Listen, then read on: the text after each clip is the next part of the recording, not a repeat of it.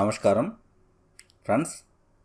ఈరోజు లెసన్లో 9th class social studies విభాగంలో సివిక్స్ నుంచి 5వ పాఠం ప్రజాస్వామ్య హక్కులు ఈ యొక్క లెసన్ గురించి డీటెయిల్గా టెక్స్ట్ బుక్ నుండి నేర్చుకుందాం.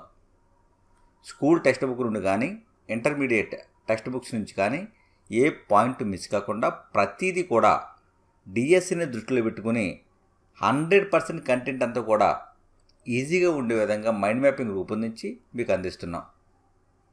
ఈ వీడియోలు నచ్చితే లైక్ చేయండి, షేర్ చేసి సబ్స్క్రైబ్ చేసుకోండి. ఫ్రెండ్స్, మీరు చూస్తున్నారు కింగ్స్ డిఎస్సి యూట్యూబ్ ఛానల్.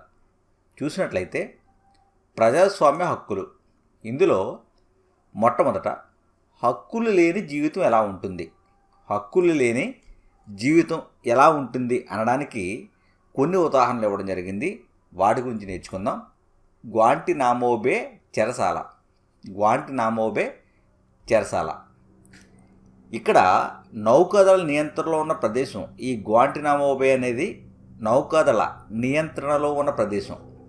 అమెరికాలోని క్యూబాకి దగ్గరలో ఉంది. ఈ గ్వాంటినామో బే అనేది అమెరికాలోని క్యూబాకి దగ్గరలో ఉంది. ఈ చెరసాలకు ప్రపంచ నలుమూలల నుంచి సుమారు 600 మందిని తీసుకొచ్చి ఈ చెరసాలలో పెట్టడం జరిగింది. ఇక్కడ జమీన్ ఎల్బన్నా, ఈ 600 మంది ఖైదీలలో జమీన్ ఎల్బన్నా అనే అతను ఒకడు. అనాస్ అనే బాలిక యొక్క తండ్రి. జమీన్ ఎల్బన్నా, అనాస్ అనే బాలిక తండ్రి. న్యూయార్క్, అమెరికాలోని న్యూయార్క్ మీద దాడి జరిగింది. ఈ దాడితో సంబంధం ఉంది అనే కోణంలో ఈ 600 మందిని తీసుకుని వచ్చి గ్వాంటినామో బే జైల్లో పెట్టడం జరిగింది. ఈ యొక్క న్యూయార్క్ మీద దాడి 2001 సెప్టెంబర్ 11లో జరిగింది. కాబట్టి ఈ సెప్టెంబర్ 11న జరిగిన దాడితో సంబంధం ఉంది అని 600 మందిని అనుమానస్తులందరినీ కూడా తీసుకొచ్చి ఈ యొక్క క్యూబా దగ్గరలో ఉన్న గ్వాంటినామో బే జైల్లో పెట్టడం జరిగింది. ఆ యొక్క 600 మందిలోనే ఒకడు జమీన్ ఎల్బన్నా. ఇతని యొక్క కుమార్తె పేరు అనాస్. అమెరికా ఏం చేసిందంటే ఈ ఖైదీలు నిర్బంధించింది, కానీ వారి ప్రభుత్వాలు సంప్రదించలేదు. కనీసం వారికి కూడా తెలియజేయలేదు. అరెస్ట్ చేస్తున్న వారికి కూడా తెలియజేయలేదు. ప్రచార మాధ్యమాల ద్వారా ఈ వార్త ఎవరైతే అరెస్ట్ కాబడ్డారో వారి కుటుంబ సభ్యులకు తెలిసింది.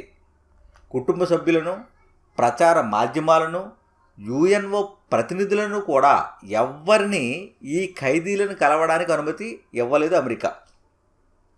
కుటుంబ సభ్యులకి ఇవ్వలేదు, ప్రసార మాధ్యమాలకి ఇవ్వలేదు, యుఎన్ఓ ప్రతినిధులకి కూడా ఈ ఖైదీలను కలవడానికి అమెరికా అవకాశం ఇవ్వలేదు.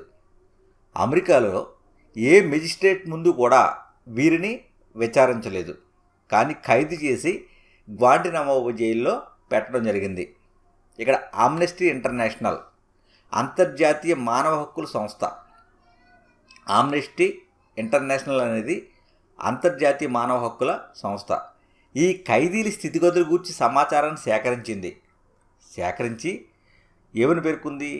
వీరిని బాధించే పద్ధతులు ఏవైతే ఉన్నాయో ఈ బాధించే పద్ధతులు అమెరికా చట్టాలను కూడా అతిక్రమిస్తున్నాయి, అమెరికా చట్టాలను కూడా అతిక్రమించి బాధిస్తున్నారు అంత భయంకరంగా అని చెప్పి ఆమ్నెస్టీ ఇంటర్నేషనల్ వీరిని గురించి పేర్కోవడం జరిగింది. యుద్ధ ఖైదీలకు లభించే చికిత్స కూడా వారికి నిరాకరిస్తున్నారు అని నివేదికలు పేర్కొంది. వారిని నిర్దోషులుగా ప్రకటించినా కానీ వారిని విడుదల చేయలేదు అని ఈ ఇంటర్నేషనల్ తన నివేదికలు పేర్కొంది. యుఎన్ఓ స్వతంత్ర విచారణ ఈ ఫలితాలకు మద్దతు ఇచ్చింది. ఆమ్నెస్టీ ఇంటర్నేషనల్ ఏదైతే నివేదిక ఇచ్చిందో ఆ నివేదికకు మద్దతు ఎవరిచ్చారు అంటే యుఎన్ఓ స్వతంత్ర విచారణ మద్దతు ఇవ్వడం జరిగింది. గ్వాంటినామో బే చెరసాల మూసివేయాలి అని యుఎన్ఓ సెక్రటరీ జనరల్ చెప్పారు. అయితే అమెరికా ఈ అభ్యర్థన కూడా అంగీకరించడానికి నిరాకరించింది. అంటే ఈ యుఎన్ఓ సెక్రటరీ చెప్పినా కానీ జైలు మూసివేయడానికి అమెరికా నిరాకరించడం జరిగింది. ఒక దేశ ప్రభుత్వం మరొక దేశ పౌరుల హక్కులను నిరాకరిస్తుంది అని మనకు ఈ యొక్క స్టోరీ ద్వారా తెలుస్తుంది. అంటే హక్కులు లేని యొక్క జీవితము ఎంత దుర్భర స్థితిలో ఉందన్నది ఇక్కడ మనకు తెలుస్తుంది. అదేవిధంగా ఇంకొక ఉదాహరణ ఏంటి అంటే సౌదీ అరేబియాలో పౌర హక్కులు. ఈ సౌదీ అరేబియా దేశంలో రాచరికం అమలులో ఉంది. ఇక్కడ రాజే సర్వాధికారి. ఏ నిర్ణయాలన్నా కూడా రాజు మార్చగలడు. చక్రవర్తికి నచ్చని విషయాలు మీడియా ప్రచారం చేయకూడదు. అతనికి నచ్చితేనే ప్రచారం చేయాలి. ఇక్కడ సౌదీ అరేబియాలో రూల్ ఏంటి అంటే 2 మహిళల సాక్ష్యం ఒక పురుషుని సాక్ష్యంతో సమానం. అంటే ఒక పురుషుడు చెప్పిన సాక్ష్యానికి 2 మహిళలు చెప్పిన సాక్ష్యం సమానంగా ఉంటుంది. అంటే పురుషులు ఇక్కడ ఎక్కువగా పరిగణించబడుతున్నారు. నేటికి సౌదీ అరేబియాలో మహిళలకు ఓటు హక్కు లేదు.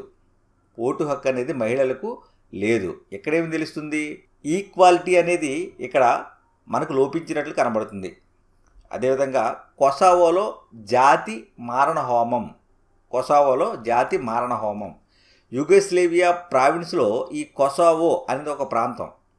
ఎక్కడ? యుగోస్లేవియా దేశంలోని ఆ యుగోస్లేవియా ప్రావిన్స్లో ఒక ప్రాంతమే కొసావో. ఇప్పుడు కొసావో విడిపోవడానికంటే ముందు యుగోస్లేవియా ప్రావిన్స్లో ఒక ప్రాంతం. అత్యధిక సంఖ్యలో ఈ కొసావోలో ఆల్బేనియన్ జాతి వారు ఉన్నారు. అయితే యుగోస్లేవియా దేశం మొత్తం మీద అయితే సెర్బులు ఎక్కువ మంది ఉన్నారు. కొసావో ప్రాంతంలో అయితే ఎక్కువ మంది ఎవరున్నారు అంటే ఆల్బేనియన్ జాతి వారు. అలా కాకుండా ఈ కొసావో యుగోస్లేవియాలో ఒక ప్రాంతం. అయితే మొత్తం యుగోస్లేవియా పోల్చుకుంటే ఎక్కువ మంది సెర్బులు ఉన్నారు. ఇక్కడ మిలోషేవిచ్ ఇతర ఒక సెర్బ్ జాతీయవాది. మిలోషేవిచ్ అనేవాడు సెర్బ్ జాతీయవాది. ఇతడు ఎన్నికల్లో విజయం సాధించాడు. సంకుచిత మనస్తత్వం కలిగిన వాడు మిలోషేవిచ్ అనేవాడు. ఈ యొక్క యుగోస్లేవియా దేశంలో అల్పసంఖ్యాకులైన ఆల్బేనియన్స్ ఎవరైతే ఉన్నారో వారికి ఒక హుకుం జారీ చేశాడు. ఏమని హుకుం జారీ చేశాడు అంటే అల్పసంఖ్యాకులైన ఆల్బేనియన్స్ ఉన్నారు. ఈ ఆల్బేనియన్స్కి హుకుం జారీ చేశాడు. దేశాన్నైనా విడిచిపెట్టండి లేదా సెర్బాధిపత్యాన్ని అంగీకరించండి అని భావించాడు. చేసిన నేరాలకు అంతర్జాతీయ న్యాయస్థానం ద్వారా ఇతడు విచారణ చేయబడ్డాడు. మిలోషేవిచ్ అనే అతను ఏం చేశాడు అని చూసినట్లయితే ఆల్బేనియా కుటుంబానికి జరిగిన సంఘటన ఇక్కడ మనం గమనించవచ్చు. ఇందులో ఏప్రిల్ 1999 కొసావోలోని ఒక పట్టణం ఉంది. ఆ పట్టణంలో బతీషా హోక్షా ఈమె 74 సంవత్సరాల వయస్సురాలు. బతీషా హోక్షా అనే ఆవిడ 74 సంవత్సరాల వయస్సురాలు. ఇజెట్ ఈమె భర్త పేరు ఏం పేరు అంటే ఇజెట్. ఇతనికి ఎంత వయసు? 77 సంవత్సరాలు. అంటే వీరు వృద్ధులు అని మనకు తెలుస్తుంది. వీరు ఏం చేస్తున్నారు అంటే పొయ్యి దగ్గర చలి కాచుకుంటూ ఉన్న సమయం. అయితే 5 నుంచి 6 సైనికులు ఆ ఇంటి దగ్గరికి వచ్చి తలుపులు పగలగొట్టి మీ పిల్లలు ఎక్కడా అని అడిగారు. ఇజెట్ ఛాతి మీద 3 సార్లు కాల్చారు. ఇజెట్ అనే అతడు ఎవరు అంటే బతీషా హోక్షా యొక్క భర్త అని చెప్పుకున్నాం. ఇతని ఛాతి మీద 3 సార్లు కాల్చారు. బతీషా వేలి ఉంగరం లాక్కుని బయటికి పొమ్మన్నారు. ఎందుకంటే ఛాతి మీద కాల్చగానే అతడు చనిపోవడం జరిగింది ఇజెట్. కాబట్టి భర్త చనిపోయాడు. కాబట్టి ఈ యొక్క ఫారిన్ కంట్రీస్లో ఉంగరమే దానికి ఆనవాళ్ళు కనుక బతీషా వేలి ఉంగరాన్ని లాక్కుని బయటికి పొమ్మన్నారు. బతీషా ఏం చేసిందంటే వర్షంలో కట్టుబట్టలతో వీధిలో నిలబడింది. ఇక్కడ ఏమని తెలుస్తుంది? జాతి వివక్ష ఆధారంగా జరిగిన హత్యలలో ఇది ఒక దారుణ సంఘటన తెలుస్తుంది. అంటే ఆల్బేనియన్ కుటుంబ జాతి వారిని వీరు చంపివేయడం జరిగింది. మనకి ఈ వివరించబడిన అంశాల ద్వారా ఏం తెలుస్తుందంటే హక్కులు లేని జీవితం చాలా భయంకరమైన పరిస్థితిలో ఉంటుంది అని మనం గమనించవచ్చు. ఇప్పుడు పరిస్థితులు తప్పుదారి పడుతున్నప్పుడు హక్కులు హామీగా ఉపయోగపడతాయి.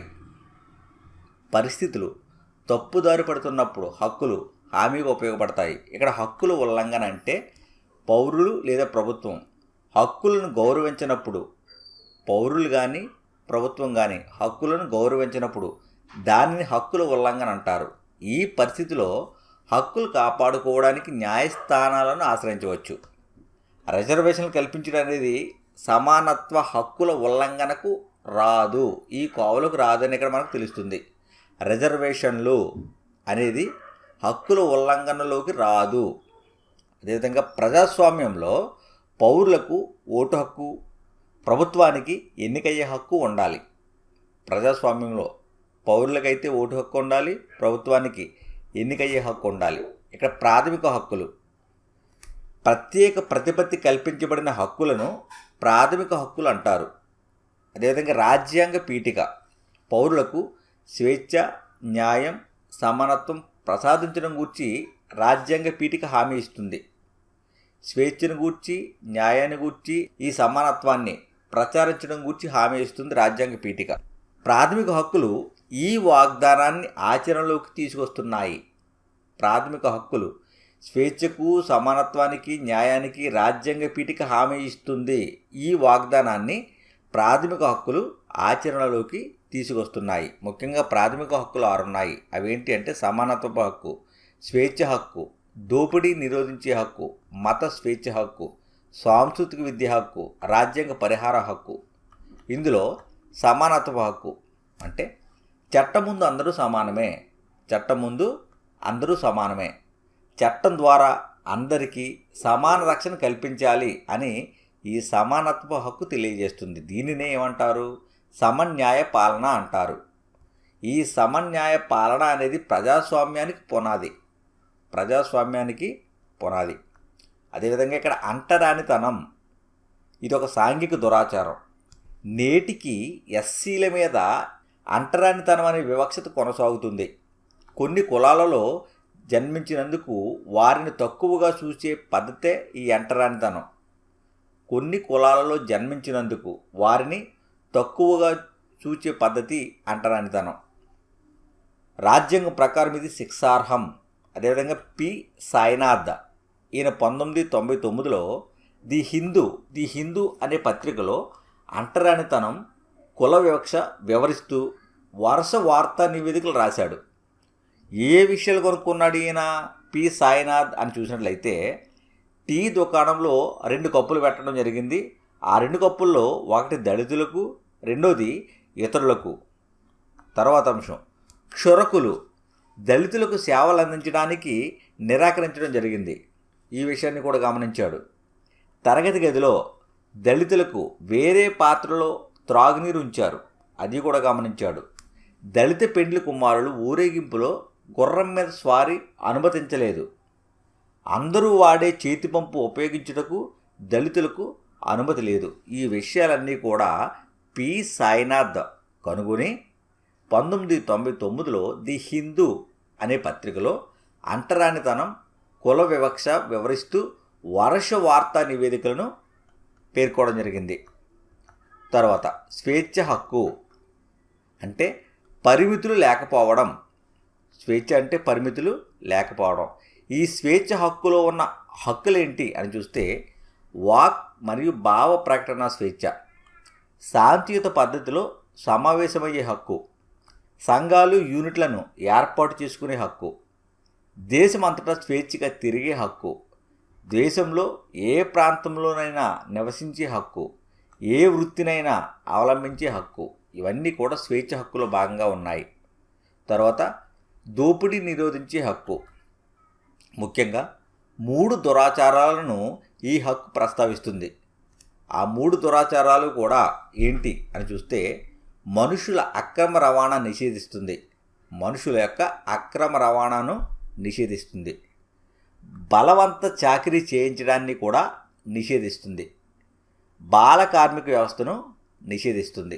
ఈ 3 దురాచారాలను కూడా దోపిడీ నిరోధించే హక్కు ప్రస్తావించింది. ఇందులో బలవంత చాకిరీ చేయించడం, ఇక్కడ బెగార్ అని పేర్కొంటాం.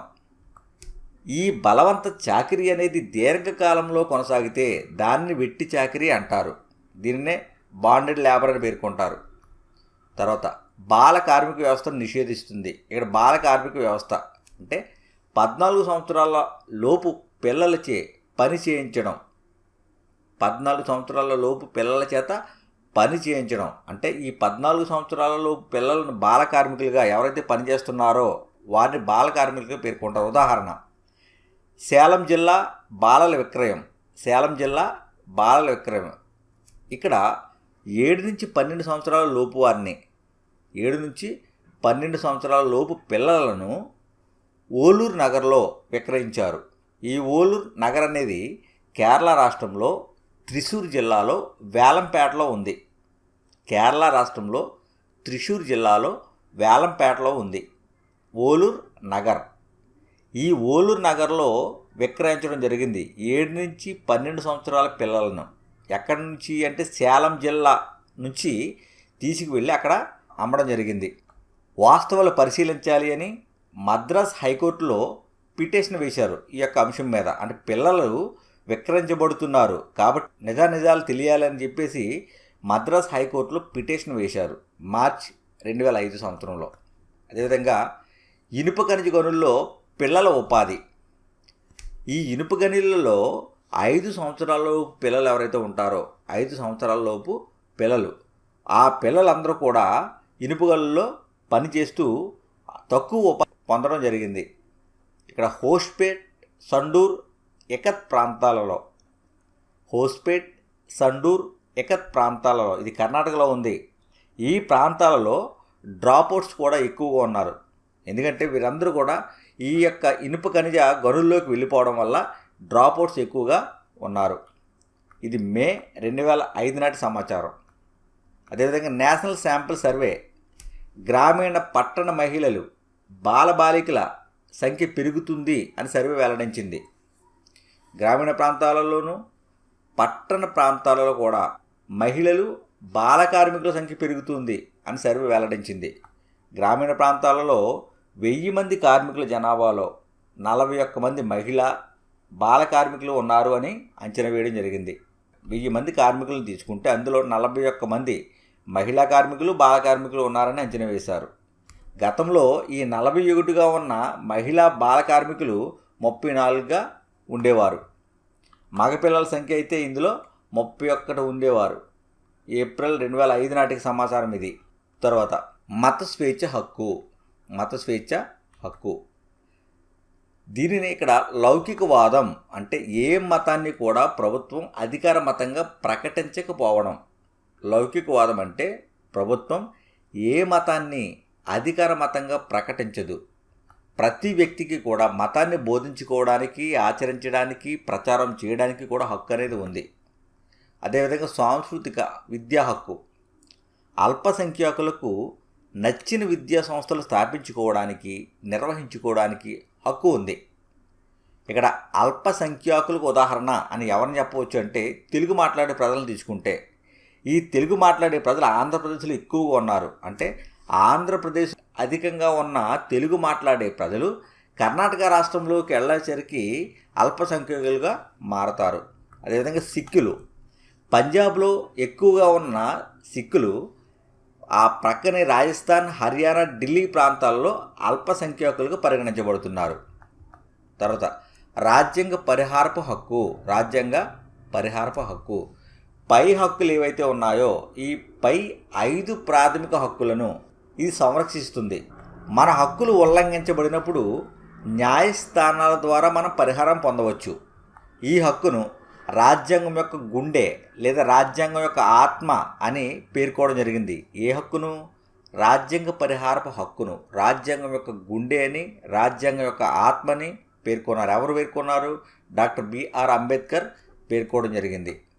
సుప్రీంకోర్టు, హైకోర్టు ప్రాథమిక హక్కుల అమలు కోసం ఆదేశాలు, ఉత్తర్వులు, రిట్లు జారీ చేసే అధికారం ఉంది. ఎవరికి? సుప్రీంకోర్టుకి ఉంది, హైకోర్టుకి ఉంది. ఈ హక్కుల అమలు కోసం ప్రాథమిక హక్కులు ఏవైతే ఉన్నాయో వాటిని అమలు చేయడం కోసం ఆదేశాలను, ఉత్తర్వులను, రిట్లను జారీ చేసే అధికారం సుప్రీంకోర్టుకు, హైకోర్టుకు కూడా ఉంది. తర్వాత ప్రజా ప్రయోజనాల వ్యాజ్యం. దీన్నే పిల్ అంటారు. హక్కుల ఉల్లంఘన సామాజిక ప్రజా ప్రయోజనాలకు సంబంధించినదైతే దానిని పిల్ అంటారు. హక్కుల ఉల్లంఘన అనేది సామాజిక ప్రయోజనాలకు సంబంధించిందైతే ఆ ఉల్లంఘనను పిల్ అని పేర్కొంటారు. పిల్ కింద సుప్రీంకోర్టు, హైకోర్టులను కూడా ఆశ్రయించవచ్చు. పోస్ట్ కార్డులో కూడా న్యాయమూర్తులకు ఉత్తరం రాయవచ్చు ఈ యొక్క ప్రజా ప్రయోజనాల వ్యాజ్యం నిమిత్తం. తర్వాత జాతీయ మానవ హక్కుల కమిషన్. జాతీయ మానవ హక్కుల కమిషన్, దీన్ని ఎన్హెచ్ఆర్సీ అంటారు, నేషనల్ హ్యూమన్ రైట్స్ కమిషన్. 1993 చట్టం ద్వారా ఈ మానవ హక్కుల కమిషన్ అనేది ఏర్పాటైంది. ఇది స్వతంత్ర కమిషన్. ఈ యొక్క జాతీయ మానవ హక్కుల కమిషన్ను రాష్ట్రపతి నియమిస్తాడు. దీనిలో విశ్రాంత న్యాయమూర్తులు, అధికారులు, ప్రముఖమైన పౌరులు ఉంటారు. జాతీయ మానవ హక్కుల కమిషన్లో ఎవరుంటారు అంటే రిటైర్డ్ అయిన యొక్క జడ్జిలు, అధికారులు, ప్రముఖ పౌరులు ఉంటారు. దీనికి కోర్టు కేసుపై తీర్పులిచ్చే భారం లేదు. అయితే స్వయంగా దోషులను శిక్షించదు, కానీ సాక్షులను పిలిపించవచ్చు, ఏ ప్రభుత్వ అధికారినైనా ప్రశ్నించవచ్చు. మానవ హక్కుల ఉల్లంఘన కేసులో స్వతంత్ర విచారణ చేస్తుంది. ఈ జాతీయ మానవ హక్కుల కమిషన్ అనేది మానవ హక్కుల ఉల్లంఘన కేసులో స్వతంత్ర విచారణ చేస్తుంది. ఈ హక్కుల ఉల్లంఘనపై ఫిర్యాదు చేయడానికి లేఖ కూడా రాయవచ్చు. ఎవరికి రాస్తారు లేఖ అని చూసినట్లయితే అడ్రస్ జాతీయ మానవ హక్కుల commission, GPO complex, INA, New Delhi 110023. ఈ యొక్క అడ్రస్కు లెటర్ కూడా రాసి వెసులుబాటు కల్పించారు. మానవ హక్కులలో UNO ప్రతిపాదించిన అంతర్జాతీయ ఒప్పందాలలో హక్కులన్నీ ఉన్నాయి. మానవ హక్కులలో UNO వేటినైతే ప్రతిపాదించిందో ఈ అంతర్జాతీయ ఒప్పందంలో ఉన్న హక్కులన్నీ కూడా ఈ యొక్క మానవ హక్కులలో ఉన్నాయి. దేశంలో 26 రాష్ట్రాలలో జాతీయ మానవ హక్కుల కమిషన్ ఏ విధంగా అయితే ఉందో అదేవిధంగా 26 రాష్ట్రాల్లో కూడా మానవ హక్కుల సంఘాలు ఉన్నాయి. 2018 డిసెంబర్ నాటికి ఈ యొక్క సమాచారం. తర్వాత అధికారిక వెబ్సైట్ చూసినట్లయితే జాతీయ మానవ హక్కుల కమిషన్ అధికారిక వెబ్సైట్ www.nhrc.nic.in. తర్వాత హక్కుల పరిధి విస్తరణ చూసినట్లయితే ప్రాథమిక హక్కుల నుండి ఉద్భవించిన హక్కులు ఏంటి అని చూస్తే పత్రికా స్వేచ్ఛ, సమాచార హక్కు, విద్యా హక్కు. పత్రికా స్వేచ్ఛ, సమాచార హక్కు, విద్యా హక్కు ఈ హక్కులు ప్రాథమిక హక్కుల నుంచి ఉద్భవించాయి. ఈ ప్రాథమిక హక్కులు అనేక హక్కులకు మూలంగా ఉన్నాయి. ఇందులో పాఠశాల విద్య భారత పౌరులకు హక్కుగా మారింది. 14 సంవత్సరాల లోపు పిల్లలకు ఉచిత నిర్బంధ విద్యను అందించడం ప్రభుత్వాల యొక్క బాధ్యతగా పరిగణించబడుతుంది. ఆర్థిక, సాంఘిక, సాంస్కృతిక హక్కుల మీద అంతర్జాతీయ ఒడంబడిక, దీనిని మానవ హక్కుల ప్రమాణంగా చూస్తారు. దేనిని? ఆర్థిక, సాంఘిక, సాంస్కృతిక హక్కుల మీద అంతర్జాతీయ ఒడంబడికను మానవ హక్కుల ప్రమాణంగా చూస్తారు. ఉదాహరణ ఏంటి? ఈ అంతర్జాతీయ ఒడంబడికకు లేదా మానవ హక్కుల ఉదాహరణ ఏంటి? ఏ హక్కులు ఉన్నాయంటే పనిచేసే హక్కు, కార్మికులకు వారి కుటుంబాలకు సురక్షిత పరిస్థితులు, తగిన వేతనాలు అందించే హక్కు, తగిన వేతనాలు, దుస్తులు, గృహాలతో జీవన ప్రమాణాల హక్కు, సామాజిక భద్రత, ఆరోగ్య బీమా హక్కు, ఆరోగ్య హక్కు, విద్యా హక్కు. ఈ హక్కులన్నీ కూడా ఆర్థిక, సాంఘిక, సాంస్కృతిక హక్కులలో భాగంగా చెప్పవచ్చు. భారతదేశంలో ప్రాథమిక హక్కులుగా ఉండాలి అని భావించే హక్కులేంటి? మనకు దేశంలో 6 హక్కులు ప్రాథమిక హక్కులుగా గుర్తించారు. ఇంకా కొన్ని హక్కులను ప్రాథమిక హక్కులుగా ఉండాలని భావించడం జరుగుతుంది. ఆ హక్కులు ఏంటి అని చూసినట్లయితే పనిచేసే హక్కు, ఆరోగ్య హక్కు, కనీస జీవనోపాధి పొందే హక్కు, గోప్యత హక్కు. ఇవి ప్రాథమిక హక్కులుగా ఉండాలని భావిస్తున్నారు. తర్వాత దక్షిణాఫ్రికాలో పౌరులకు గల కొత్త హక్కులు ఏంటి అని చూస్తే గోప్యత హక్కు, సీక్రెట్ మెయింటైన్ చేయడం, వారి యొక్క డేటా అనేది తస్కరించకుండా మెయింటైన్ చేయడం, పౌరులను వారి ఇంటిని శోధించలేరు. ఈ యొక్క హక్కు ఉండడం వల్ల ఫోన్లు ట్యాప్ చేయలేరు, వారి కమ్యూనికేషన్ తెరవలేరు. కాబట్టి గోప్యంగా ఉంచుతారు, సీక్రెట్గా. ఇది దక్షిణాఫ్రికా పౌరులలో అమల్లో ఉంది. పర్యావరణ హక్కు, గృహాలను పొందే హక్కు, ఆరోగ్య సంరక్షణ సేవలు, తగినంత ఆహారం, నీరు పొందే హక్కు. ఇవన్నీ కూడా దక్షిణాఫ్రికా పౌరులకు అందించబడుతున్నాయి. తర్వాత పదకోశం కొన్ని పదాలు ఇక్కడ పేర్కోవడం జరిగింది. వ్యక్తి జీవితాన్ని, స్వేచ్ఛను హరించరాదు అంటే దీని అర్థం ఏంటి? ఏ వ్యక్తిని చంపకూడదు అని. ప్రభుత్వం లేదా పోలీస్ సరైన చట్టపర సమర్థన లేకుండా, ప్రభుత్వం కానీ పోలీసు కానీ సరైన చట్టపర సమర్థన లేకుండా పౌరుడిని అరెస్ట్ చేయడము, నిర్బంధించడము సాధ్యం కాదని దీని అర్థం. ఉదాహరణ ఏంటి అంటే, అరెస్ట్ చేయబడిన 24 గంటల వ్యవధిలో సమీప మెజిస్ట్రేట్ ముందు హాజరుపరచాలి. ఇటువంటి వ్యక్తికి న్యాయవాదిని నియమించుకోవడానికి హక్కు ఉంది. తర్వాత ఆమ్నెస్టీ ఇంటర్నేషనల్ మానవ హక్కుల కోసం ప్రచారం చేసే వాలంటీర్ల అంతర్జాతీయ సంస్థ. ఆమ్నెస్టీ ఇంటర్నేషనల్ అనేది మానవ హక్కుల కోసం ప్రచారం చేసే వాలంటీర్ల అంతర్జాతీయ సంస్థ. ప్రపంచవ్యాప్తంగా మానవ హక్కుల ఉల్లంఘన మీద స్వతంత్ర నివేదికలు ఇది అందిస్తుంది. అదేవిధంగా దావా ఒక వ్యక్తి తోటి పౌరులు, సమాజం, ప్రభుత్వంపై చేసే చట్టపర లేదా నైతిక హక్కుల కోసం చేసే డిమాండ్ దావా అంటే. ఒక వ్యక్తి తోటి పౌరుల మీద కానీ, సమాజం మీద కానీ, ప్రభుత్వం మీద కానీ చేసే చట్టపరమైన హక్కుల కోసం చేసే డిమాండ్. తర్వాత ఒడంబడిక ఒక నియమాన్ని సమర్థించేందుకు వ్యక్తులు, సమూహాలు, దేశాలు చేసే వాగ్దానం. ఒడంబడిక అంటే ఒక నియమాన్ని సమర్థించుకోవడానికి వ్యక్తులు, సమూహాలు, దేశాలు చేసే వాగ్దానం. దీనిపై సంతకం చేసిన వారు చట్టబద్ధంగా కట్టుబడి ఉండాలి. తర్వాత దళితులు తక్కువ కులాలుగా భావించబడుతూ అంటరాని వారుగా ఉండేవారు దళితులు అంటే. ఇక్కడ ఎస్సీలు అని అణగారిన తరగతులు అని వీరిని పిలుస్తున్నారు. జాతి సమూహం ఈ సభ్యులను ఉమ్మడి పూర్వీకుల ఆధారంగా ఒకరికొకరు గుర్తించుకుంటారు. సాంస్కృతిక పద్ధతులు, మత విశ్వాసాలు, చారిత్రక జ్ఞాపకాల ద్వారా ఐక్యమైన జాతి సమూహంలో వ్యక్తులు. జాతి సమూహం అంటే సాంస్కృతిక పద్ధతులు, మత విశ్వాసాలు, చారిత్రక జ్ఞాపకాల ద్వారా ఐక్యమైన జాతి సమూహంలో వ్యక్తులు. అదేవిధంగా ట్రాఫిక్ అంటే అనైతిక ప్రయోజనాల కోసం పురుషులు, స్త్రీలు, పిల్లలను అమ్మడం, కొనడం.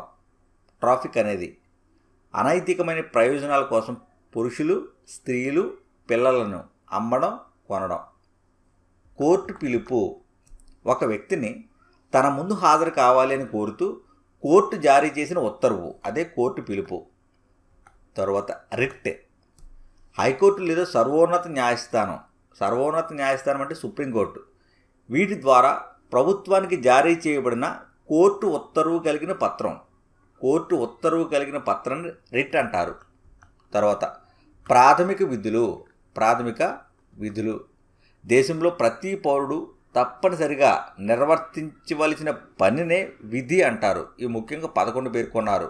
అవేంటి అంటే, జాతీయ సంస్థలు జాతీయ జెండా, జాతీయ గీతను గౌరవించాలి. జాతీయ పోరాటాన్ని ప్రేరేపించిన గొప్ప ఆదర్శాలను గౌరవించి అనుసరించాలి. దేశ సార్వభౌమాధికార సమగ్రతను సమర్థించాలి. దేశ సేవకు అవసరమైనప్పుడు అంకితం కావాలి. సోదర భావాన్ని పెంపొందించడం, స్త్రీలను గౌరవించడం, సంస్కృతి వారసత్వాన్ని సంరక్షించడం, జీవుల పట్ల కరుణ, జాలి కలిగి ఉండడం, అడవులు, వన్యప్రాణులు, పర్యావరణాన్ని మెరుగుపరచడం, శాస్త్రీయ దృక్పథాన్ని, మానవతావాదం అభివృద్ధి చేయడం, ప్రజా ఆస్తులను సంరక్షించడం, వ్యక్తిగత, సామూహికంగా వివిధ రంగాలలో అభివృద్ధి సాధించడానికి కృషి చేయడం, 6 నుంచి 14 సంవత్సరాల మధ్య బాలలకు విద్యను అందించడం. అదేవిధంగా ఆర్టీఈ 2009 ప్రతి బిడ్డకు ఉచిత నిర్బంధ విద్య పొందే హక్కును ఈ ఆర్టీఈ 2009 ప్రసాదిస్తుంది.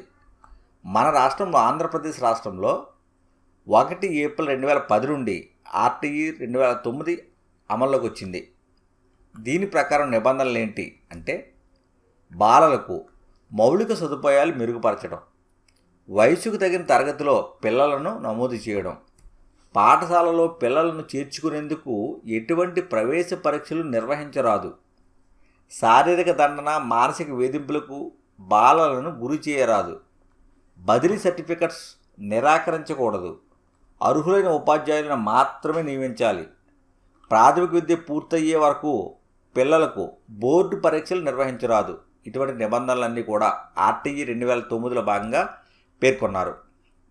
తర్వాత అభ్యాసం అని క్వశ్చన్స్ ఇవ్వడం జరిగింది. వాటి గురించి చూద్దాం. ఏది ప్రాథమిక హక్కు సాధనకు ఉదాహరణ కాదు. తల్లిదండ్రుల ఆస్తి వారి పిల్లలకు సంక్రమిస్తుంది. ఇది ఆస్తి హక్కులో భాగంగా ఉంటుంది కాబట్టి ఇది ప్రాథమిక హక్కు కాదు అని మనకు తెలుస్తుంది.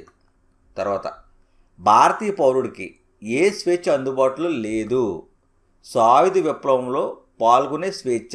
ఫ్రెండ్స్, మిగిలిన 3 ఆప్షన్లు కూడా కావాలి అనుకుంటే టెక్స్ట్ బుక్లో ఉన్నాయి, మీరు గమనించగలరు. రాజ్యాంగం ప్రకారం అందుబాటులో ఉన్న హక్కులు ఏంటి? తమ సంస్కృతిని రక్షించుకునే హక్కు. ఏవి ప్రాథమిక హక్కులుగా పరిగణించబడతాయి? తమ మతాన్ని ప్రచారం చేసుకునే స్వేచ్ఛ, ఇది మత స్వాతంత్రపు హక్కును తెలియజేస్తుంది. జీవించే హక్కు, ఇది స్వాతంత్రపు హక్కును తెలియజేస్తుంది.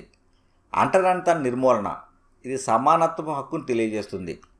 వెట్టి చాకిరీపై నిషేధం, ఇది పీడనాన్ని నిరోధించే హక్కును తెలియజేస్తుంది. తర్వాత ప్రజాస్వామ్యము మరియు హక్కుల మధ్య సంబంధం గూర్చి ఏది ఎక్కువ సరైనది? కారణాలు చెప్పండి. వీటి మధ్య ప్రజాస్వామ్యము హక్కుల మధ్య సంబంధం గూర్చి. ఇక్కడ ప్రజాస్వామ్య వ్యవస్థ ఉన్న ప్రతి దేశము తన పౌరులకు హక్కులు ఇస్తుంది. ఎందుకంటే ప్రజాస్వామ్య దేశ ప్రాథమిక లక్షణం ఏంటి అంటే తమ పౌరుల మీద దృష్టి పెట్టడం, వారి సంక్షేమం కోసం పనిచేయడం. ఇది ప్రజాస్వామ్య దేశం యొక్క ప్రాథమిక లక్షణం. అంతేకాకుండా పౌరులకు హక్కులు ఇచ్చే దేశం ప్రజాస్వామ్యం కావచ్చు లేదా కాకపోవచ్చు. తర్వాత స్వేచ్ఛ హక్కుపై ఈ క్రింది ఆంక్షలు సమర్థనీయమా? దీన్ని చూసినట్లయితే భద్రతా కారణం దృష్ట్యా దేశంలో కొన్ని సరిహద్దు ప్రాంతాలు దర్శించడానికి భారత పౌరునికి అనుమతి అవసరం. ఇందులో అవును, ఇది సమర్థనీయం. దేశంలో ఏ ప్రాంతానికైనా ప్రయాణించే హక్కు ప్రాథమిక హక్కే, అయినా కొన్ని సహేతుక పరిమితులు ఉన్నాయి. దేశంలో వివిధ వర్గాల ప్రయోజనాలు కాపాడేందుకు, శాంతి భద్రతల పరిరక్షణకు ఈ పరిమితులు అనేవి వర్తిస్తాయి. తర్వాత స్థానిక జనాభా ప్రయోజనాలు కాపాడేందుకు, ఆ యొక్క స్థానిక ప్రాంతంలో ఉన్న జనాభా ప్రయోజనాలను కాపాడేందుకు బయటి వ్యక్తులు ఆస్తులు కొనుగోలు చేయడానికి కొన్ని ప్రాంతాలలో అనుమతించరు. అవును, సమర్థనీయమే. సమాజంలో కొన్ని వర్గాలు సాంస్కృతిక భాషా ప్రయోజనాన్ని పొందడం దీని ఉద్దేశం, కాబట్టి ఇది సమర్థనీయం. తర్వాత వచ్చే ఎన్నికలలో అధికార పార్టీకి వ్యతిరేకంగా ఉందని పుస్తకాన్ని ప్రచురించడాన్ని అధికారంలో ఉన్న ఒక ప్రభుత్వం నిషేధించింది. వచ్చే ఎన్నికల్లో అధికార పార్టీ వ్యతిరేకంగా ఉంది, అధికార పార్టీకి వ్యతిరేకం కాబట్టి ఆ వ్యతిరేకం అన్న పుస్తకాన్ని ప్రచురించడాన్ని అధికారంలో ఉన్న ఒక ప్రభుత్వం నిషేధించింది. ఇది సమర్థనీయం కాదు. ఇది ఒక వ్యక్తి యొక్క ప్రాథమిక స్వేచ్ఛను హరిస్తుంది. వాక్ స్వాతంత్రం, భావ ప్రకటనకు రాజ్యాంగం శక్తినిస్తుంది. తర్వాత ఎంబీఏ దరఖాస్తుని ఇవ్వడానికి మనోజ్ వెళ్ళినప్పుడు గుమస్తా అతన్ని అవమానించాడు. దీనిని గూర్చి మనోజ్ జిల్లా కలెక్టర్ రాసిన లేఖలో ఏమి రాసి ఉంటాడు? ఇక్కడ మనోజ్కు సమానత్వ హక్కు, స్వేచ్ఛ హక్కు రెండు కూడా ఉల్లంఘించబడ్డాయి. డీటెయిల్గా కాకపోతే టెక్స్ట్ బుక్ చదవండి ఫ్రెండ్స్. ఈ క్వశ్చన్కి సంబంధించి మనోజ్కు సమానత్వ హక్కు, స్వేచ్ఛ హక్కు రెండు కూడా ఉల్లంఘించబడ్డాయి. ఈ హక్కు కులము, లింగము, మతంతో సంబంధం లేకుండా ఉపాధి పొందే హక్కును అందిస్తుంది. స్వేచ్ఛ అనేది ఎవరికైనా ఉద్యోగం కోసం స్వేచ్ఛ, వ్యక్తిగత స్వేచ్ఛను అందిస్తుంది. తర్వాత మధురిమ పేరు మార్పు గూర్చి రిజిస్ట్రేషన్ కార్యాలయంలో వాదన జరిగింది. ఏది సరైన వాదన? మధురిమదా, ఆ రిజిస్టర్దా అని చెప్పేసి అడగడం జరిగింది. మధురిమ చెప్పింది నిజమే. ఇక్కడ రిజిస్ట్రార్ ఆమె స్వేచ్ఛ హక్కును ఉల్లంఘిస్తున్నారు అని తెలుస్తుంది. తమ భర్త లేదా తండ్రి ఇంటి పేరును ఎన్నుకోవడం మధురిమ ఇష్టం. భర్త ఇంటి పేరే ఉండాలి అని రూల్ పెట్టడం ఇది సరైన క్రమం కాదు. భర్త ఇంటి పేరే ఉండాలనడం ఆమె గోప్యత హక్కును, ఎంచుకునే హక్కును ఉల్లంఘించినట్లు అవుతుంది. తర్వాత టెక్స్ట్ బుక్ మధ్యలో మీ పురోగతిని పరిశీలించుకోండి అని ఇవ్వడం జరిగింది. అందులో శిరోమణి గురుద్వార ప్రతిబంధక కమిటీ, శిరోమణి గురుద్వార ప్రతిబంధక కమిటీ హర్యానాలోని సిక్కు పుణ్యక్షేత్రాల నిర్వహణకు ప్రత్యేక సంస్థ ఏర్పాటు చేయాలి అనే ప్రతిపాదనను ఈ శిరోమణి గురుద్వారా ప్రతిబంధక కమిటీ తిరస్కరించింది. హర్యానా ప్రాంతంలో సిక్కు పుణ్యక్షేత్రాలు ఏవైతే ఉంటాయో వాటి నిర్వహణకు ప్రత్యేక సంస్థ ఏర్పాటు చేయాలి, ఆ ప్రతిపాదనను తిరస్కరించింది ఈ కమిటీ. మత విషయాల్లో జోక్యాన్ని సిక్కు సమాజం సహించబోదని హెచ్చరించింది. ఇక్కడ మత స్వేచ్ఛ హక్కును గమనించవచ్చు. ఇది జూన్ 2005 నాటి సమాచారం.